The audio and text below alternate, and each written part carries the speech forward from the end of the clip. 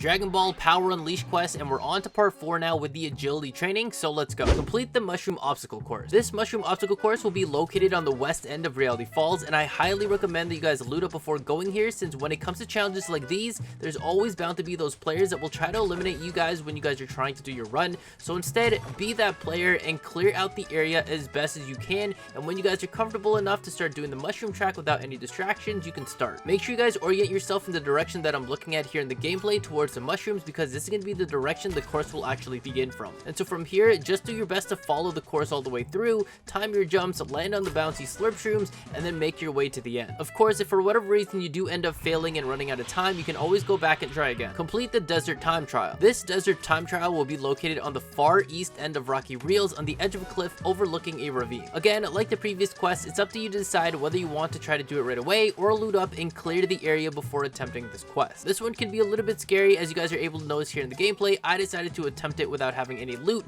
and having 2 other players way ahead of me. Luckily, by the end of the course, there were no weapons along the way they could pick up to try and eliminate me on the way, and right at the end of the course, someone does show up with a weapon but doesn't shoot anyone, which was great and allowed us all to complete the quest without any issues. The next 5 quests are all really easy quests, and they all require you to deal damage to opponents while doing something very specific, and for each of those challenges, you need to deal 200 damage. This first quest is going to be a 2-stage part quest, and the first one is to deal damage to opponents while sliding, and the second stage is to deal damage to opponents while airborne. The second set of quests is a 3-stage part quest, where the last one is a little bit different, but we'll get into that. The first stage is to deal damage to opponents within 5 seconds of sprinting, and the second stage is to deal damage to opponents within 5 seconds of mantling. For the third stage of this quest, it's going to be slightly different, where it's going to be to hit an opponent within 3 seconds of dashing with a 0-point fish, and you need to hit them once 2 different times, which basically means you need to dash with a 0-point fish, hit your opponent, dash again, and then hit them once more to complete this quest. Now when it comes to all 5 of these quests, believe it or not, you can actually get this done very quickly and easily by attacking boars or wolves, and here in the gameplay you can see I mix it up a little bit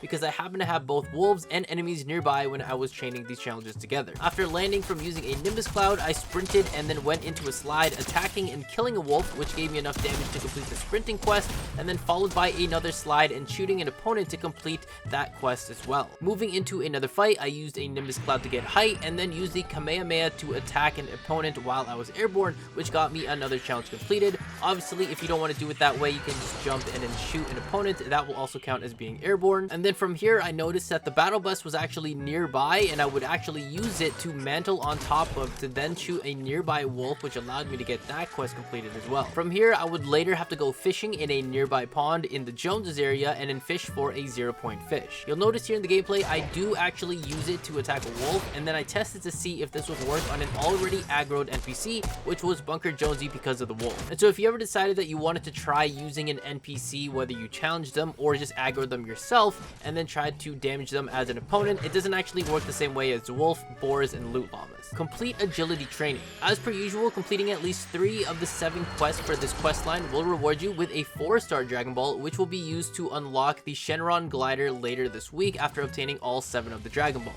And that's about it, so I'll see you guys in a few hours for the next available quest line when it's released. But I don't know about you guys, but I've mentioned this a lot of times already, but I love Dragon Ball. It's my life, it's my thing. It's kind of why I used to have spiky hair at one point, but I'd love to get you guys into Dragon Ball as well and give you guys a little piece of Dragon Ball on Fortnite right now by gifting you guys a Dragon Ball skin. So if you guys want to enter for that giveaway, all you have to do is make sure you guys drop a like on the video, subscribe to the channel, and leave your epic ID in the comments below, along with letting me know which of the 4 characters that are out on Fortnite right now, what you would like to be gifted if you guys are chosen as the winner. Would you like Goku, Vegeta, Beerus, or Bulma? But be sure to like and subscribe for more Fortnite content and tips, and I'll catch you guys on the flip side.